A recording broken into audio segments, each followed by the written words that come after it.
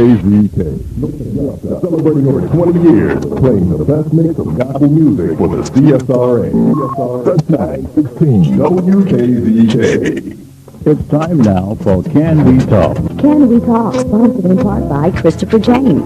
Sanford Lloyd, CPA, call 706-722-6105. A.K. Hasan, Veterans Realty, call 706-394-9889. Blair's Pest Control, Blockbuster, call 706-631-5556. Ameriprise Financial Services, Charles F. Smith, Financial Advisor, call 706-724-6257. Good evening. Welcome to Can We Talk? I'm your host, Ben Hasan. We like to encourage everyone to call family and friends and encourage them to turn their dial to WKZK 1600 AM and hear the good news. And the good news is we have with us once again Mr. Grady Abrams here to share some insight about some very exciting things, the dynamic things, I would say, that are happening in the community. So once again, Mr. Abrams, welcome to Can We Talk? Thank you, Ben. Glad to be here. We're always glad to have you. Today, audience, we're going to talk about something that I've been straightening around for quite some time. And it's kind of like for personal reasons because I didn't want to get the issues confused. And that issue is that the school board issue, and that's with A.K. Hasan, Dr. Locke, that's what it has become, but in essence, that is not really that, but it looks like that it was in the public's mind. And the reason being, for some of you who don't know, A.K. Hasan is my brother, so I thought to keep this program neutral in the sense that I don't want people to think this is an A.K. Hasan program. I just tried to stay away from that. But at the same time, I wanted to try to keep the community abreast of what's going on in the community, so at this point in time, I have no other choice than to be fair with the community about what is actually happening, what is my take on it, have Mr. Abrams share what is his take on it, and as usual, let you make the decision about what's important to you in the scheme of things. So I know for sure we will share some light or some insight on it where you can look at it definitely from a different perspective. So with your permission, I'm going to proceed and go ahead on and get involved in this thing here, talking about the school board issue. And Mr. Abrams, I know when me and you originally met at your home, and we were just getting to know one another, feeling one another out. And in the midst of you sharing some things with me, you said to me, you said, I'm going to mention some things about your brother. I didn't ask you anything, and you said, okay. And then you said, I think your brother's doing, what he's doing is right. I didn't elaborate, I just listened. That was our first initial comments that you made to me about it. I think at another time we might have had a little decent conversation where I actually made some comments. But for the most part, we've not discussed it thoroughly at any point in time.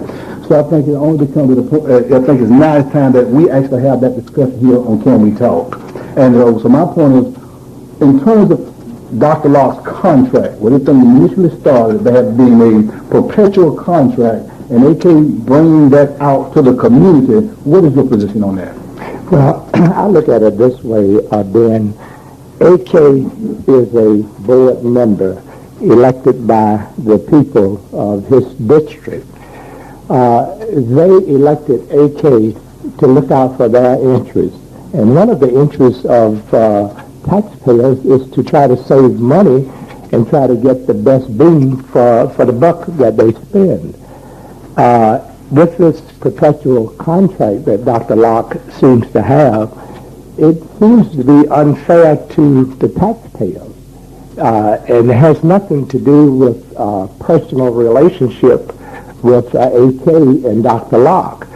A.K. is doing his job by pointing out a flaw in a contract where the taxpayers end up keeping on an individual just because he has passed an evaluation for 1 year. The contract is renewed for 3 more years. So that is a never-ending contract. And it was right on A.K.'s part to bring this issue up and to inform the community as to what the board has been operating under with the contract with Dr. Locke.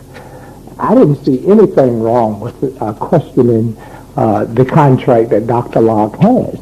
I think the issue is that here is a black man that is questioning how much money another black man is earning.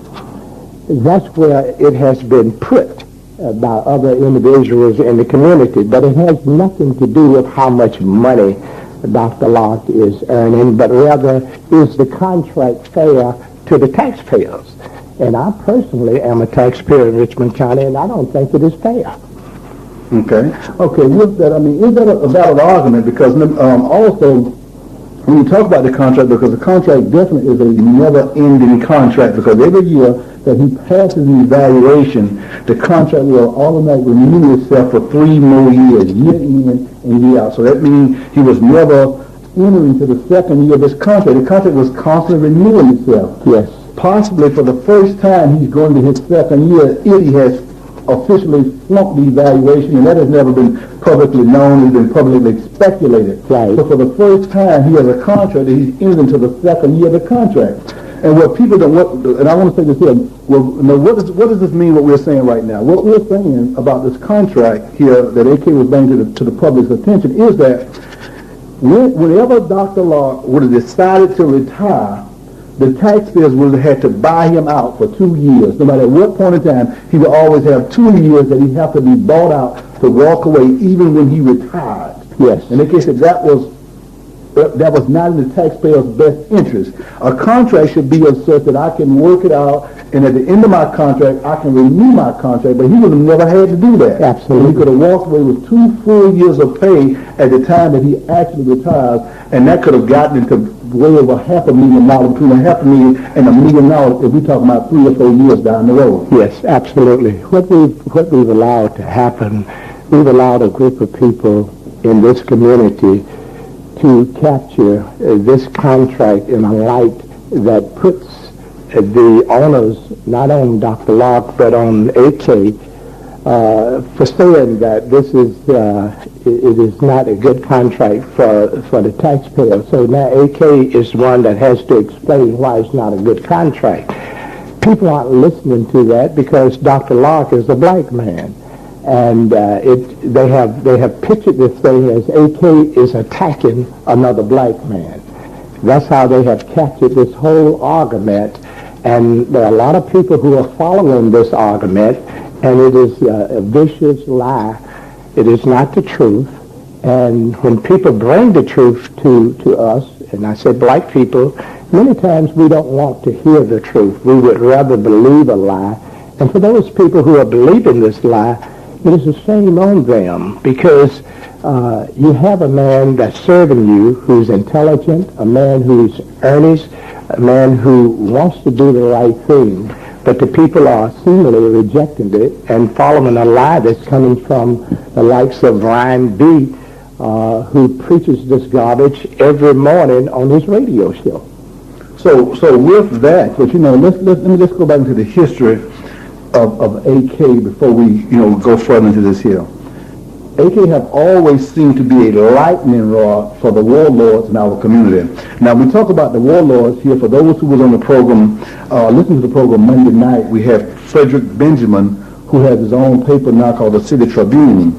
But he also, for probably 20-some-odd years, was the editor of former Senator Walker's paper, the Augusta Focus. Right. And so he gave us a description of the warlords. And with the description of the warlords he was making reference to, he was talking more about the people who struggle for power in the black community against one another to do guess what? To lead us. Yes. And many times these people were not even elected officials. Absolutely. So now my point is this. These individuals over the history of AK's political career, they have never supported AK. Never. They have never supported AK. Now, and what brings that about? Why would you think they would have never supported AK throughout the years? Well, let me say one thing about Augusta. Augusta has some elitist black people. And if you're not of that ilk, I don't care what you do, what you bring to the table, how much intelligence you bring to an argument, you will not satisfy that group of black people in this community. But they're in the minority, though. They are in the minority, but they have control of the airways. They have control of the news media, and they control the politics in this community. They are the minority, but they have the power.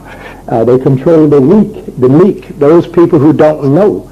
They only use them when it comes time for election. Any other time, they don't even associate with the people that they have at rallies and people that they need, what I call the ground troops. There's no association with them until they need them to stand on the front line and hold up signs and rally. We have some vicious black people in this community who hold back the progress because they don't want people like your brother AK or people like myself in any leadership position because they know that we are going to do what is right. We're going to do what is right for the community. We're going to speak up. We have no ulterior motives. We're not looking for prestige. We're not looking to get rich. We're not looking to enrich our friends. We just want to do the right thing. When I ran for mayor in this town in 1972, after having been out there on the front line and working hard for my community and trying to bring about some changes in this community, you know how many votes I got? I got 400 and some votes in this community after having spent years trying to do for black people here. The reason I got 400 votes because Grady Abrams was not a part of this elitist group that resides in this community. Hankerson, Reverend Bobby Hankerson, was defeated simply because Bobby was not a part of that elitist group in this community. Bobby was a fellow who came up the hard way, came up in the streets. He knew the streets, but he turned his energy in doing constructive things in the community.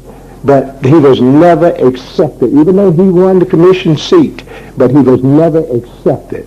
One reason he wasn't accepted because he ran against Mr. Brigham. Mr. Brigham was sick, and Bobby saw that Mr. Brigham perhaps was not going to be able to serve out a term, so Bobby saw it as an opportunity, Reverend Hankerson saw it as an opportunity to get in there and run for office. He ran and he won. Black people in this community, the elite of this community, never forgave Bobby for running against Mr. Brigham, who was ill in this community. So let me ask you this.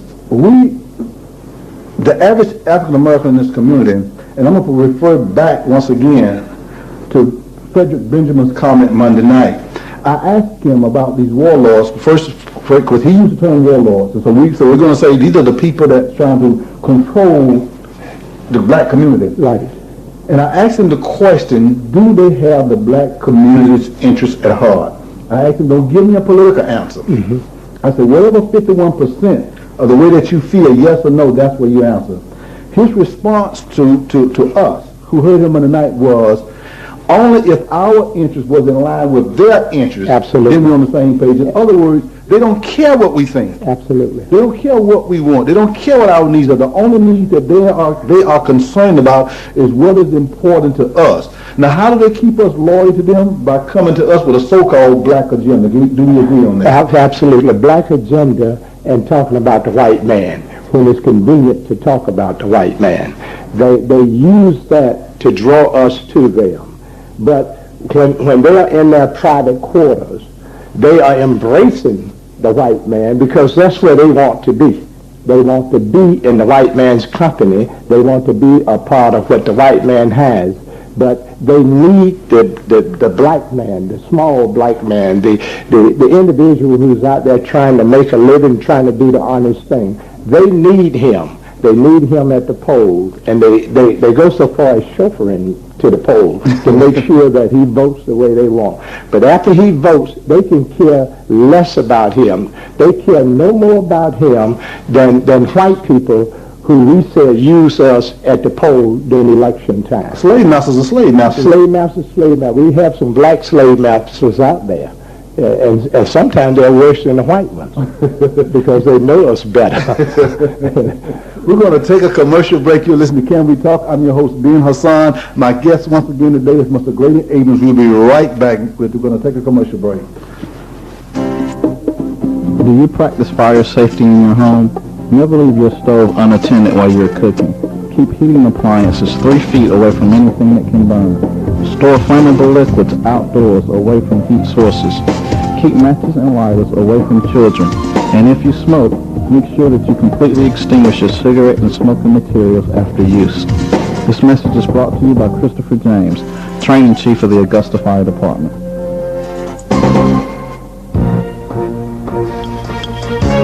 The newest name in financial services is over 102 years old. American Express Financial Advisors has become Ameriprise Financial.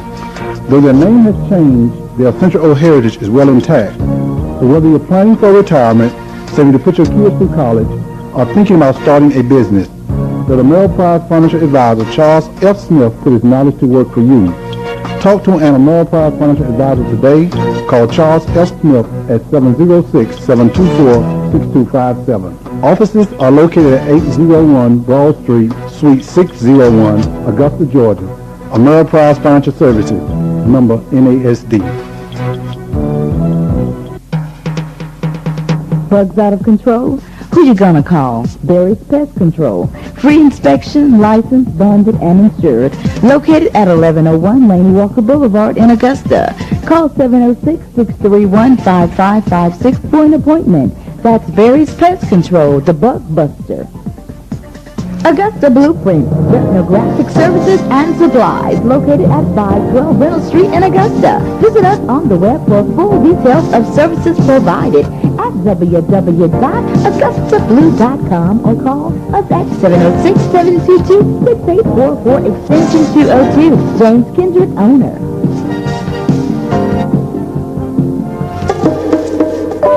Need professional carpet cleaning? Huge savings, limited time only, whole house special, 3 bedrooms, living room, and then only $69.99. Pepper Steam Cleaning Service, residential and commercial, licensed and bonded. Located at 2460 Worcester Spring Road, Suite 4A in Augusta. Call us for details or appointment at 796-7645. Serving the lower and touching hearts. The CSRA with the best gospel for over 20 years and counting and counting. We must be doing something right. WKZK, Sunshine 16. Welcome back. You're listening to Can We Talk? I'm your host, Ben Hasan. My guest today is Mr. Grady Abrams. Mr. Abrams, before we went away, we was talking about the so-called hidden black leadership, or the warlords, the one who wants to control the heart and mind of the black community without the black community's consent. Why do they fear individuals like AK? What are they running for? Why they don't want him to be in office? Because in working with AK on the campaign trail, they've done everything humanly possible so that he wouldn't win. And historically, in the past, even when he was in office, as a young man, they redrew districts on him and everything to keep him out of office. What are they trying to protect? Their selfish interests. You see, AK digs in and he gives people information that the warlords don't want people to have. Power is information. And if you don't have information, you can't act. AK went in there when he was elected, and I heard people say, time AK got in there, he started raising sand, and he started opening up cans of worms and these kinds of things. Even the people that AK was trying to help by opening up those cans of worms, taxpayers who will have to end up paying for all of these mistakes and miscues that the Board of Education and the school system has made. They can't control the masses of the people unless they control the information that people get. So when you get an honest person in there who's there to serve the people and not themselves and not their special interest groups, then that individual is going to have trouble. So excuse me, since you mentioned information, because as you said, in my mind came to, nobody has proven AK wrong in what he has said, so all the attacks have been personal attacks. Personal attacks. Because what he is saying, they can't attack that because it's the truth. The truth, you can't. So you got to paint him as a black wannabe, yes, one who is jealous of law. Yes. But nobody has said the information he's giving to the public is wrong yet. Absolutely. Nobody has disproved him yet. And they will not be able to do that. And that's the tactic of people who have no offense other than to attack personally individuals who try to make changes. That has been going on for years and years. That's how politics works. If you can't attack a person on issues, then you go for personal attacks. Because, and being on the campaign trail with AK when AK decided to get into the race, and as we was working the turfs and talking to people and stuff, people were very nightmarish in terms of how their kids were being treated, how they were not getting any responses from the school system in terms of their kids, no return phone calls and everything. I mean, it was really horrible. It was really horrible to see it. And sometimes, if I don't have kids in the system, sometimes we'd be removed from that, not knowing that's going on. But I literally had parents out there that say who had not registered and was saying, if you all could change this system, get anything done, then you can register me. You can register me. They were just living in fear and horror about their kids in that kind of situation. And those people are still out there. They are out there, but they are quiet. They are silent, and that's what worries me. The people who know that AK is fighting a good battle, that AK is doing what is right, they have these private conversations among themselves. Silent majority. Silent majority, but they don't come out and speak publicly. Is that a good thing? No, it isn't. What they have allowed to happen, they've allowed people like Ryan B. to come in this community and be the only voice that is speaking out in this community, and the information that he's given them is misinformation, disinformation, bad information. Because I heard just today, once again, he was telling his audience that AK stay in Carolina. Yes. He was saying that something that has been proven. He stay right in Augusta. This man, Ben, is the biggest con artist, and I'll say it again. Grady Abrams is saying this, and one day people will realize it. This is the biggest con artist that has ever come through this town, bar none. The con artists that go on Broad Street and convince people to go to the bank and draw out $10,000 and put it in a paper bag, this man make them look like little clowns. This man is a professional con artist. That's why he's been able to get so many people to follow him and to call into his show and tell him what a good job he's doing, because he's a con artist.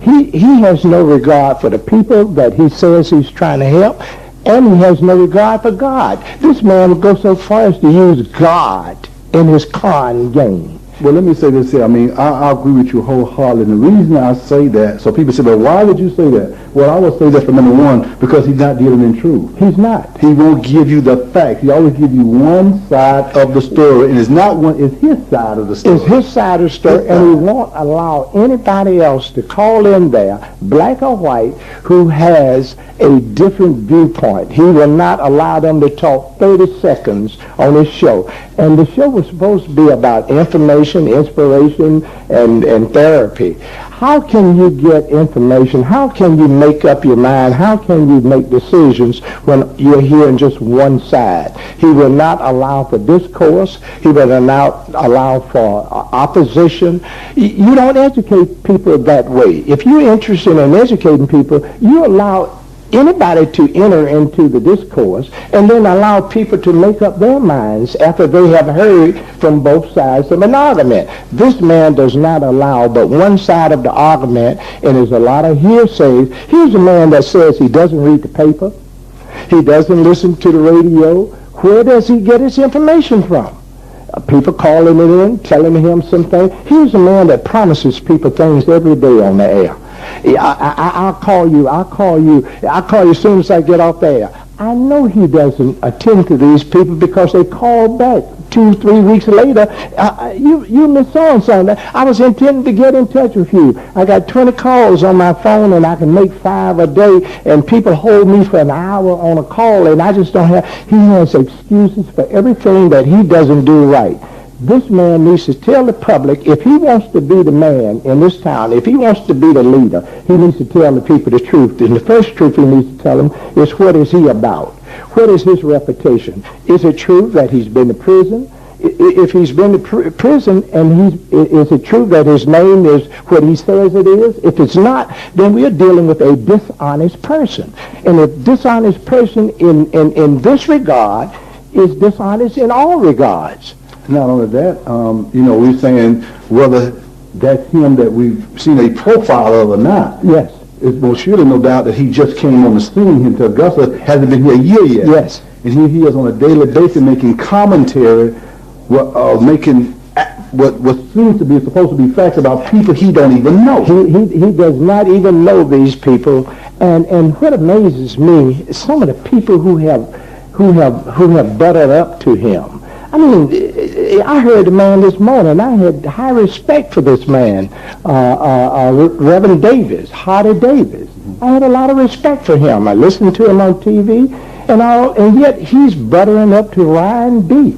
Here they're calling in telling Ryan B, you've done a wonderful job. And they associate themselves with the devil. This man is a con artist, and he will take a lot of people down with him if they don't get off this bandwagon with Ryan B. I've lived in this community for 67 years, and I tell you, Ben, I have never seen such a con artist as Ryan B come through this community and fool people in shorter time as he has since he's been here. Well, not only that, I mean, he's been so effective that by him having that program is almost like he's using it as a bully pulpit. Yes. And so other warlords are feeding him information too. They're forming an alliance for their own personal gain. Now, out of all all of them different have different people they want to endorse. Yes. But every one of them have one common enemy, and that's A.K. Hasan. There's no doubt about that. A.K. needs to go. A.K. Hasan has all of them enemies. He's always been, even, and I hope I don't offend about it, when Mr. McIntyre was living and former Senator Walker was found, they was always want to see AK out of the way because he was too forthcoming and they couldn't control him. AK came from the wrong side of the track for them. As I tell you, I came from the wrong side of the track. They never embraced me. When I was on city council, there was B.L. Dent, there was Ted Bowman, and there was Reverend Hamilton. I was an outsider. They never embraced me because I didn't think the way they thought. I had my own agenda, and that was trying to help people. They tried to pull me in, ring me in several times about, man, this is not the way you play this game. Listen, I thought I was being elected to represent the people. But when I went out there on that stump and started standing up and fighting for the people, these people disassociated themselves with me if they ever were associated with me. I tell you, this is a heck of a town with black people in their own elitist closets, environment. They will not allow the likes of an A.K. Hasan or Grady Abrams to enter into their political arena. Well, let me ask you this. And I'm asking your opinion on this because I have an opinion about it. I want to hear what yours is, what your opinion is in regards to this. Why is it that they won't be forthcoming and be honest with us? I know they want to control us. I mean, that's a given. Mm-hmm. Is it because in their heart of hearts they really don't believe that we can compete with anybody else? Do you think, is that a possibility? And so there's no use there. So really we are a waste of time? No. They have their ulterior motives, and they're no different from I guess, white politicians who want to control white people or anybody else they can control. When people are trying to control people, they use whatever means necessary. Whatever they need to do to control you, that's what they do. So if the intent in the beginning is not right, everything else they do is going to be wrong. So I have absolutely no respect for people who say they are running for office or they're in office to help people when I know that they're only there to help themselves. Okay, great. We're going to get ready to we're going to take a commercial break here, and we're going to come back because you just said something I think is very, very important. That word was intent. Mm-hmm. And we're going to talk about mention the power of intentions. Then we're going to, talk about the psychic, because I'm a firm believer because, all matters are judged by intentions, and all of us will get that which we intended. Absolutely. So you're saying the intentions are no good. No good. So we'll get back in just a minute. You're listening to Can We Talk? I'm your host, Ben Hasan. Also, we come able to give the number so you can call in if you have a question or you have a comment. We're going to take a commercial break, please. In need of professional plumbing with quick response and affordable flat rates, call Universal Plumbing Repair Specialists. We're fully licensed and bonded. We accept residential, commercial, and industrial contracts.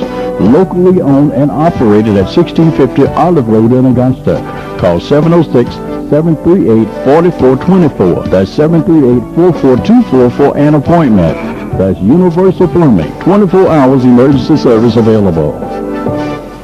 For reliable prescription service, This is a medical villa pharmacy located at 1520 Lane Walker Boulevard off 15th Street next to the old White Saver and in close proximity to MCG Hospital. We accept Georgia Medicaid, insurance plan, charge cards, and we also offer a fast-free delivery service. Contact us today, 706-722-7355.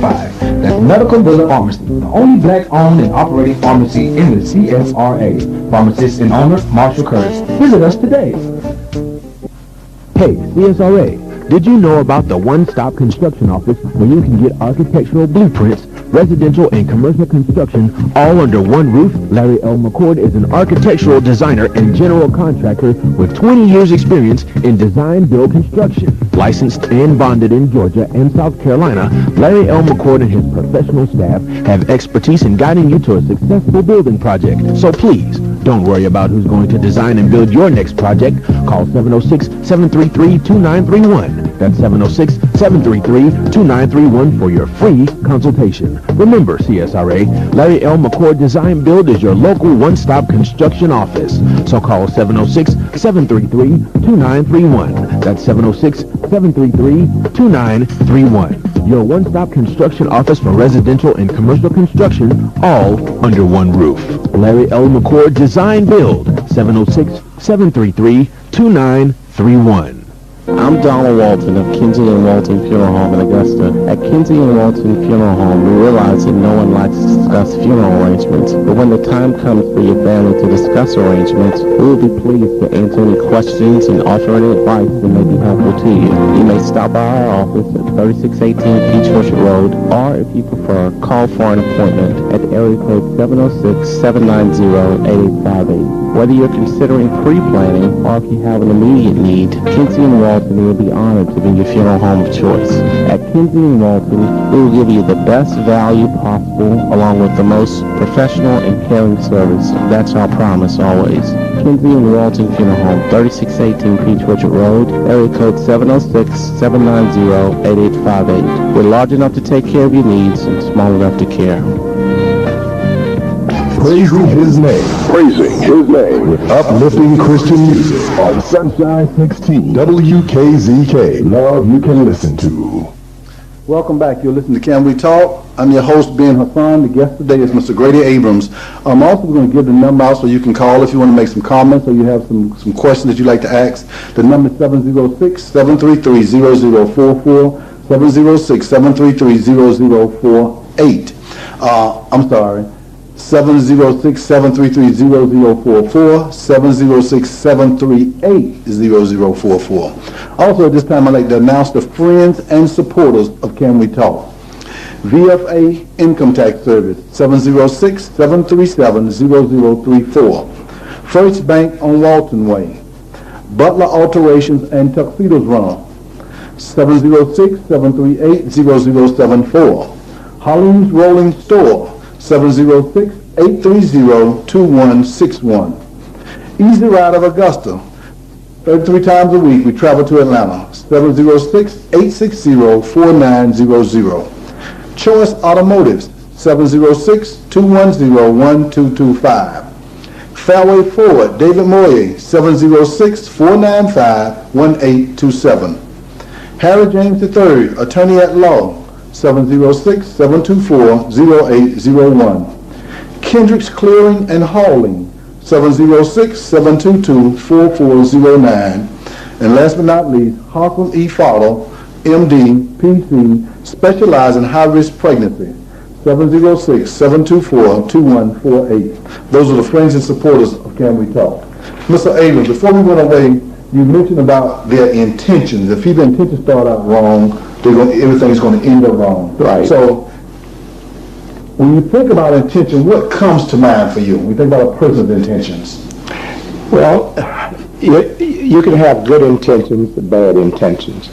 I think if a person is thinking about personal gratification, if he's thinking about enriching himself and not being a servant to the community as an elected official, then his intentions is to do things for himself and for his personal friends. And this could readily be seen in their term of office. the public is only wanted when election time comes. That's the only time they want to engage public debate, public discourse, and then they want to control that at that time also. So we don't get the truth from many politicians because their intent is wrong from the beginning. And a good crook is not going to tell you, I want to steal from you. A good crook is not going to tell you, I'm going to burglarize your house.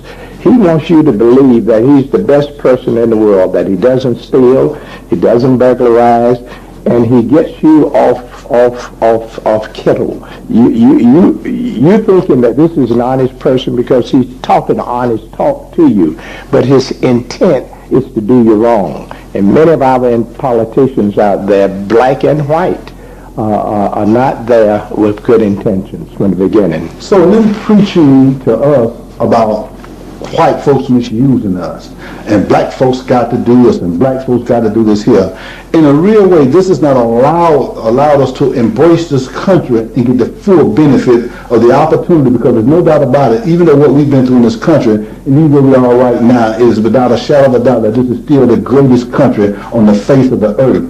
Yeah. But those warlords embedded into our mind, into our spirit, that this country is constantly and habitually abusing us, and we paying the ultimate price, because me and your freedom is at stake, because these people want to, our own people is taking our freedom away from and putting us in shackles. They want to hold us back. That's the only way they can exist, is to show that we are still held in slavery. There are no opportunities for us, and we are victimized, and we need the help of people before we can make it. We can't make it on our own. They keep us in that bag. And if you can keep people thinking that they're victims. Victim mentality. Yeah, that victim mentality, you can control them. All you have to do is point to an enemy.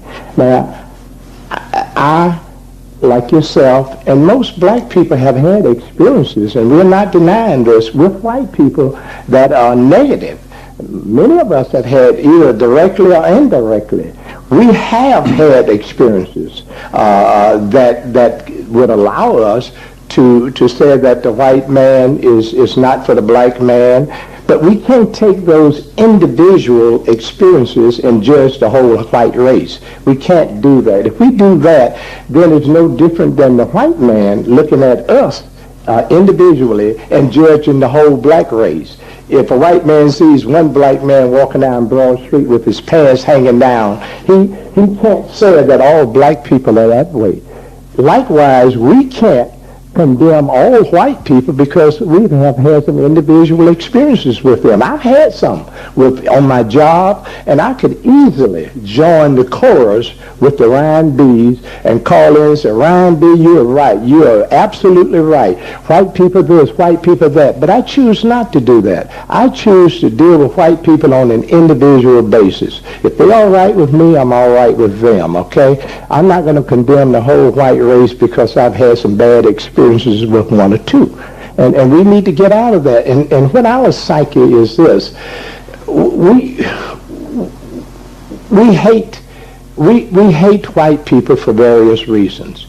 Among them, things that have happened, as I said, to us individually. We hate them. And so all it takes is for a person like a Ryan B to come along and prey on that hate, that latent hate that all of us, most black people have for white people. Let's be honest now. Mm-hmm. All of us have some issues with white people, even those that sit next to white people every day on their jobs and grin in their faces. When they get out of their faces and by themselves, they are talking about those white people just like the black man who just got beat across the head by a policeman. Okay. So we all have issues. But how far do we carry those issues? Do we carry those issues in our everyday walk of life? Do we set them aside and say, here's an isolated incident that happened to me, but I'm not going to let this incident muddle my judgment about everybody that's in the white race. If we do that, we're putting ourselves in slavery, more so than if the white man did it himself. Let me ask you this. As people listen to that type of demagoguery from Ryan B or anybody else, right? What has happened to our spirit or what is happening to our spirit that we don't even know the truth no more when we hear it. Or we're not looking for the truth. We anybody just tell us anything. We know the truth, but through Ryan B., we can show our hate toward whom we call our enemy. Through Ryan B. Ryan B. is our voice in the community to say to the white man what we want to say, but we're afraid to say it because of our economic status, our jobs. So we can't say it. We use a Ryan B., and that's why we call in and congratulate him and encourage him to keep up the good work. What is the good work? The good work is, Ryan B., you keep talking about white people and you'll satisfy me. That's all you have to do. I don't need to know anything about you. You could be the biggest crook in the world. Just as long as you're talking about white people, you're okay with me. And that's the position. And that's sad that we have come to that point where we can't think for ourselves. We allow people to use demagoguery to have us to hate people for no reason at all. So let me ask you this. Whatever happened to the work ethic that was embedded in us back in the day in terms of encouraging us and reminding us to listen, being you got to be twice as good as the white or anybody else to get ahead in life.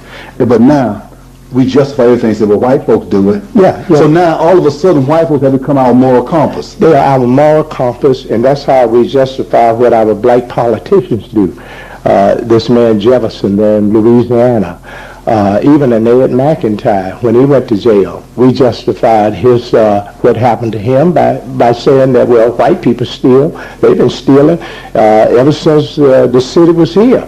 And then Ed McIntyre took $10,000, and they're going to jump all over his back. The fact is, if Ed was found guilty in a court of law, Ed was found to be a crook. Now, it's hard to say in the black community. Man, you get ostracized, you get put down to say that in the black, but somebody got to say it. We got to start calling it the way it is. Well, because if we don't, we will become victims of our own secrecy and trying to hide our faults and our mistakes. Well, you know, and this is my real concern with it, and I think you said it, but I'm gonna say it just a tad clearer, and that's very difficult to do. Say something clearer than you.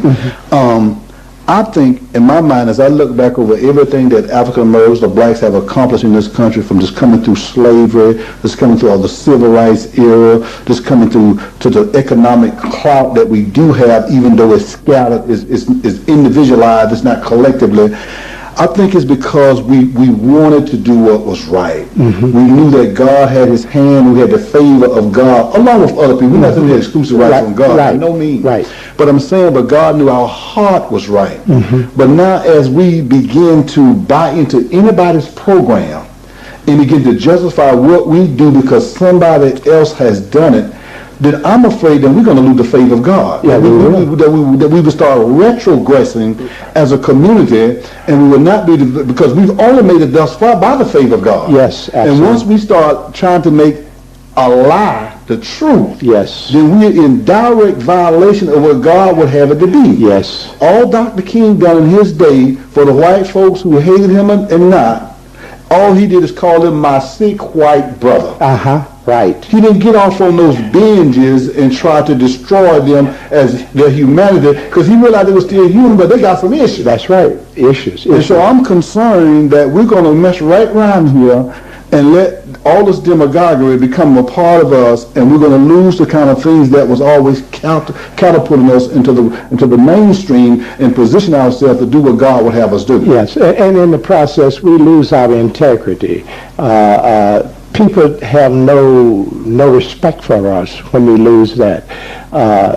When we can support crooks among us, when we do not condemn them if the same way we would condemn a white crook. If we can't condemn a black crook among us, then we're hypocrites. And I don't care who it is. If it happens to be me, if it happens to be my brother, if he's found to be a crook, he's a crook, period. But we can't call the crooks in our community crooks. We protect them. We give them a sanctuary among us, so long as they're against white people now. If they're against white people, I don't care what they do. They can steal, they can kill, they can do whatever they want to do, and we will protect them. That's wrong. We got to stand for truth. And it concerns me that so many preachers are involved in this demagoguery. So many preachers who are supposed to be out there preaching the word of God and supposed to be preaching love and love their brother, not just their black brother, but their white brother too. And they out there preaching just the opposite. I have no respect for them. They get no respect from any person who stands for the truth, because they are not standing for the truth. Well, once again, I'd like to make another mention of Dr. King, something that he said at the time he's making mention in his last address.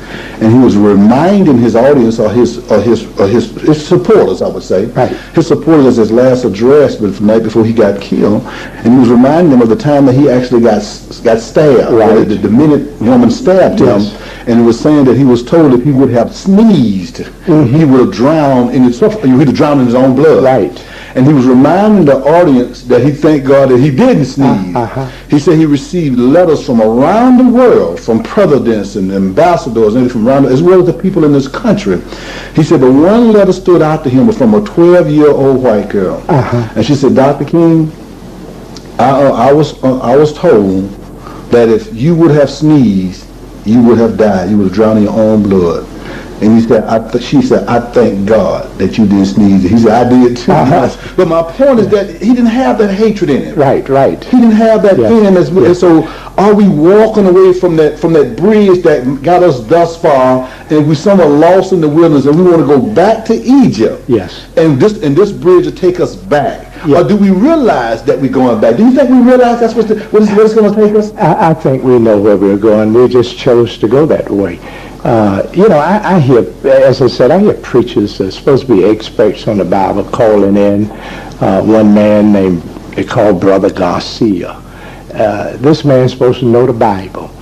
And I can't understand how he can know the Bible so well and support the garbage that comes through that radio station with Ryan B. I just can't put the two together. They don't rhyme. And any preacher who stands up in support of this man and the demagoguery that he has on his radio, this man is taking us back 40 years. And black people are standing by silently, those that don't call on the station, standing by silently saying that this man is wrong, but they won't say anything publicly about what he's doing. And if you stand by and allow him to capture the black audience in this town, then once the wheel gets to rolling, it'll be hard to turn it around. And we see this happening on a daily basis. This man is doing a job on this community. Well, my concern also from a political perspective is this. I really want the audience to take a look at me, look at what we're saying here, but also more important, I want you to take a walk with me right now through our political process here. Leaders that we've had in our community for the last 25 to 30 years. Let me name a few of them. We're talking about Mr. Henry Brigham. We're talking about Mr. Henry Howard. We're talking about Mr. Lee Beard. We're talking about Mr. Ed McIntyre. We're talking about Senator Walker, who's incarcerated now. But by the grace of God, we had nothing to do with any of this. But none of them is here. And I think in a real way that God has given us an opportunity to establish a solid foundation and prepare ourselves in the future with good leadership. Right. And doubt in my mind that A.K. Hasan represents an independent voice out there and giving us information that he's one of them. Now, he's not the only one. Right. But I'm just trying to make a point here. Yes. That we have to keep choosing leadership that will give us information. Yes. A.K. is not trying to decide for you. He's giving information that you make the decision. Right. That is a no-no, but you should want leadership that is accountable. One thing you can say, anytime A.K. got in office, he made some noise, some kind of way. He began to inform the public. Right. So we have to demand more from leadership, whether you agree with him or not. Right. He don't come in there silent. Right. He come in to do something. So my thing is really, he's setting, in my mind, he's setting an example that we should want our leadership to do something for us. Sure. Rather than come there and take it for granted. Let me give you an example. in the last 4 or 5 years, we have actually allowed people to inherit seats in our community. Miss Beard just inherited a seat. Sure, she inherited. She inherited a seat. That's right. And now we have the Howards in the same situation. Yes. Here's a situation here that we don't even want to make a public comment on it. Yes. Now Ryan B. decent in that regard. Yes. He just said the Howards. He Yeah, won't the even Howard. touch it. He won't even touch He it. won't even touch it. Yes. But that's bad because that seat don't belong to the It Howard. That doesn't seat belongs to the people. To anyone who So we- runs and wins that seat. So we are really setting ourselves up for fair. We have to just look and make a decision. We're not trying to decide fair. We're just saying just look at what we're giving ourselves over to. Yes. And we have to just sit down and think about actually where we're headed. It is now an opportunity for us to choose good leadership. People who are forward and progressive thinkers, who are willing to reach across the aisles, who's willing to do dialogue with people with their colleagues. Really, Yes. You shouldn't really have to say opposite race. Yes. It should be just their colleagues because there's 10. Those are colleagues of one another. Yes. And it's going to take 6.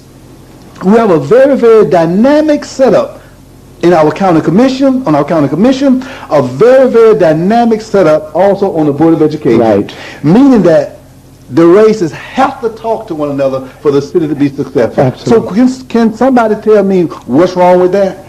It's nothing wrong with that. And I tell you, this community will lose if they don't go out and support AK in his election coming in with November.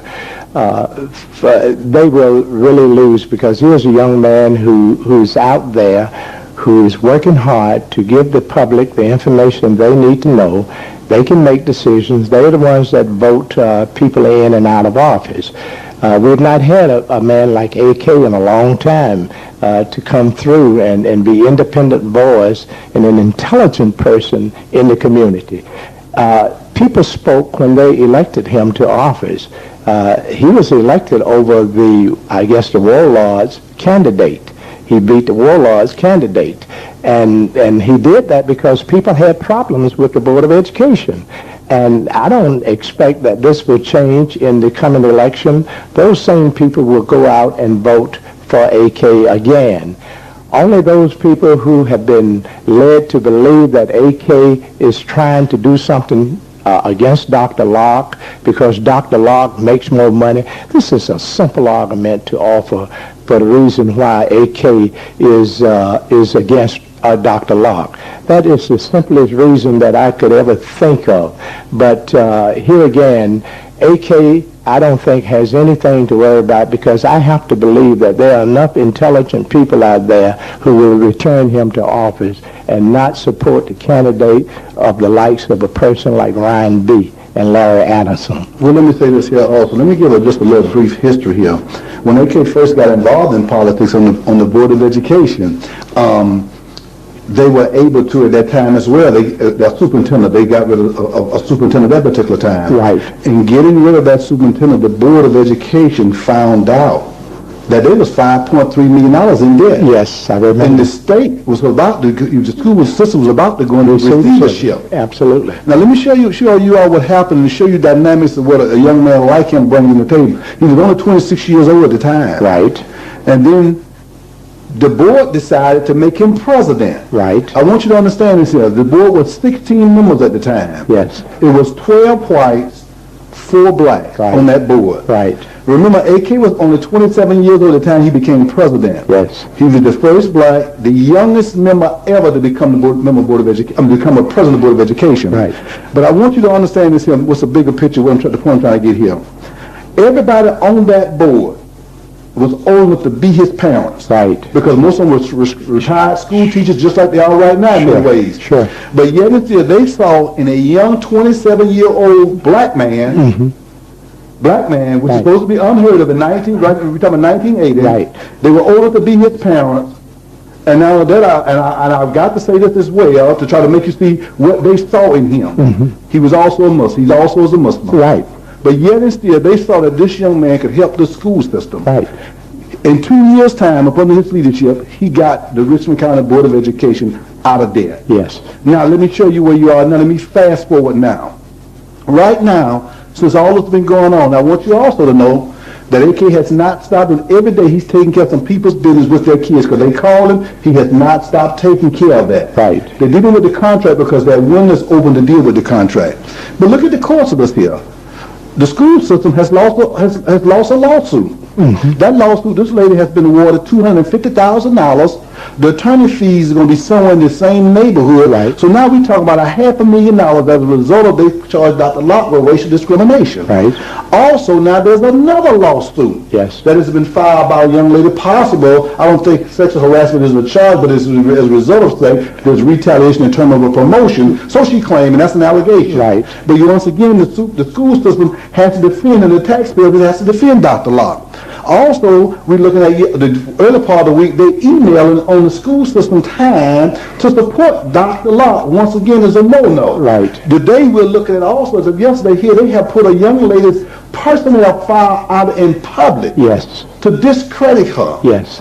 So we have to understand what's going on. How much longer, even if Dr. Locke was absolutely right, when you talk about when you're in a system like that, Right. when you are bombarded with those type of things, you have to question if are you good for the system or not. Right. You know, if Dr. Locke were white, I'm wondering would the blacks be as supportive of him as they are of Dr. Locke under the same circumstances? I would think no. They are upholding Dr. Locke because he's black, and they don't look at any deficiencies that he may have. They don't look at anything that he has done wrong. The only thing that matters is that he's black and we need to protect him. And that is wrong.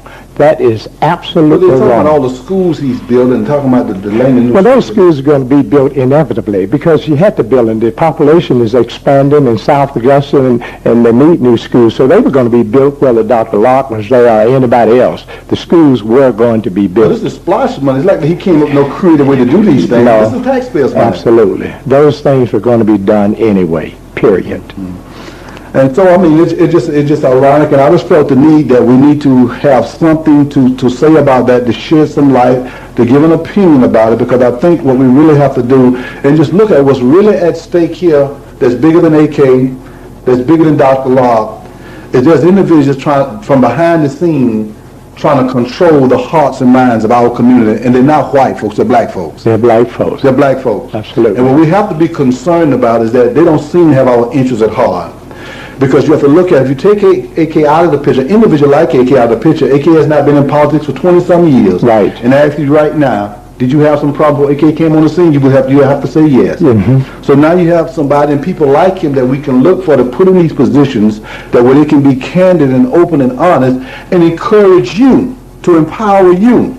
Because one thing AK had said to me on several occasions, I said, AK, why don't you tell the people this and let them know this is happening? Right. He said, I don't make problems for my constituents, I solve them. I solve them. Yes. I don't create problems for them. I solve problems for them. And that's what the kind of leadership that we need, an individual who will stand out there alone. Yes. And challenge the system. Absolutely.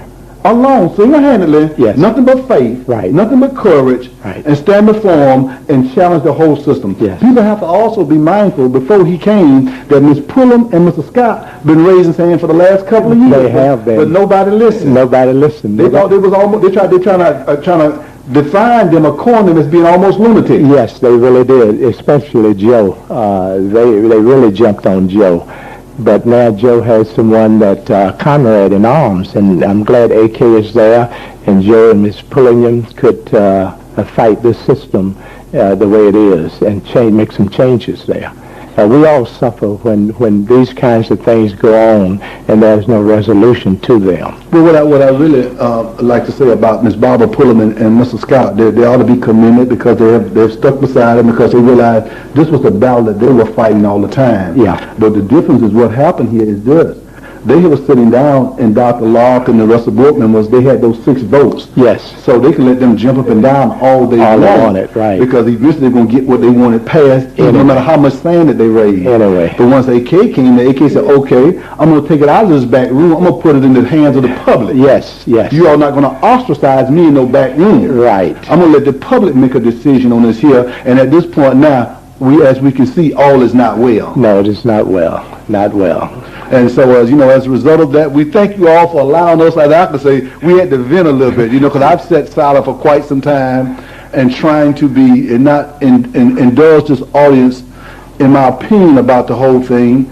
And because I wanted to be honest and fair with to you all, but then again I have to realize I'm not being fair to you all because that was my personal feeling trying to protect something, and I realized I didn't have a right to do it. I still want you all to make a decision about what's been said tonight. Yeah, you have a talk show. But I think I was obligated to say what needs to be said as well as allow Mr. Abrams to say it because he probably would have been spoken if I would have said, Mr. Abrams, we want to talk about this. But I've been holding everybody back, and I think we're at a point in time that we just cannot afford to share what's for the best interest of this community. And as usual, Mr. Abrams, you've been a scholar and a gentleman. We appreciate your commentary as usual. We like to thank the audience for taking time out of your busy schedule and spending this hour with us. You have listened to Can We Talk? I'm your host, Ben Hasan, and you have a blessed night, and we'll see you tomorrow. You have been listening to Can We Talk? Can We Talk is sponsored in part by Christopher James. Stanford Lloyd CPA. Call 706-722-6105. A.K. Hasan Veterans Realty. Call 706-394-9889. Barry's Pest Control, Bugbuster. Call 706-631-5556. Ameriprise Financial Services. Charles F. Smith, Financial Advisor. Call 706-724-6257. Can We Talk? A NAIP production.